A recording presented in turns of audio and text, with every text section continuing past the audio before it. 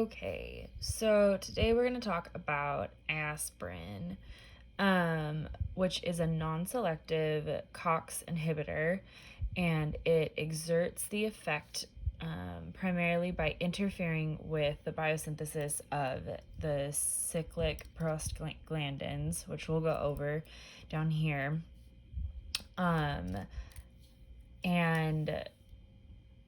those prostanoids are typically generated by the enzymatically catalyzed oxidation of the arachidonic acid, which comes from the membrane of the phospholipids. And so we'll start here. So the membrane of the phospholipids, they use the phospholipase A, which then creates the arachidonic acid, which then goes to the 5-lipogenase. I cannot talk. Which then comes down here to create the leucohexanase or chioxanase.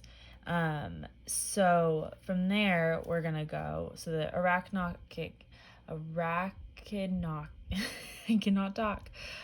This acid is then metabolized by this enzyme, the PGase synthase / COX, which then goes through the paradoxase activities, which then results in the prostaglandin G2. And that will then go through the process using PGase synthase / COX again to create prostaglandin H2. So then there are specific synthases that take us to these further reactions that are specific to the different prostaglandins that are produced. And so with that, also I'd like to add that there is a single amino acid substitution that can occur in the catalytic site of the enzyme, and that typically confers to the selectivity of the inhibitors of the COX isoforms. And so the different COX isoforms that are forming help to produce the type of prostaglandins that we're wanting to have. And so there are specific things that aspirin is used to help with the body and the health of the person who is taking it, to make sure that their body is reacting and these different results will happen in the end. And so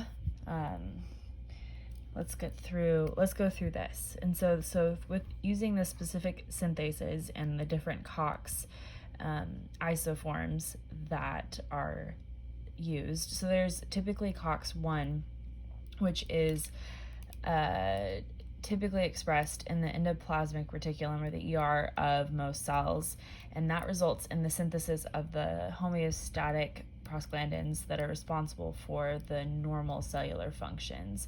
And this would include the maintenance of renal blood flow, platelet regulation and activation and aggregation of that, and then also the gastric mucosal protection that occurs in the stomach.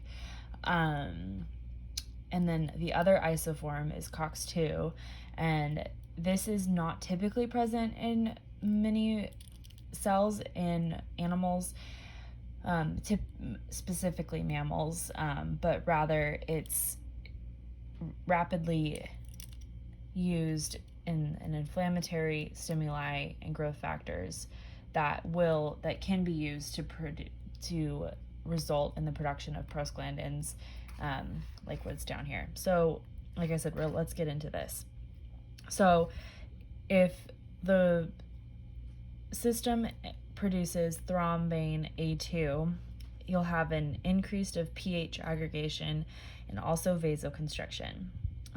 But if the synthase then instead produces prostaglandin in I2, or prostacyclin, that means that you'll typically get a decrease of pH aggregation, an increase an increase of the red blood flow, vasodilation, and it will also inhibit gastric acidic acid production.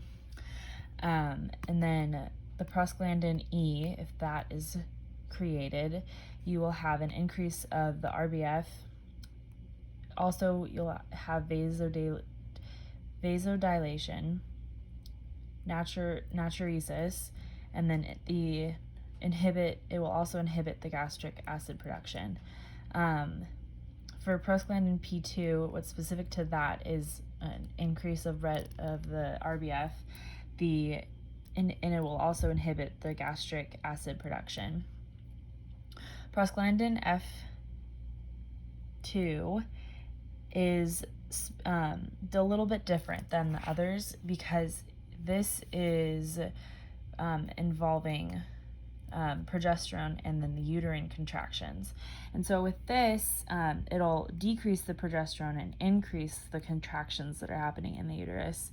But it also leads to vasoconstriction and bronchoconstriction. So that can cause some problems. But it's also helpful with these different things if your body needs that, depending on what the aspirin has been prescribed for. So typically, these are the main 5 results of taking aspirin due to the different phospholipases and the COX molecules that are used to create the prostaglandins.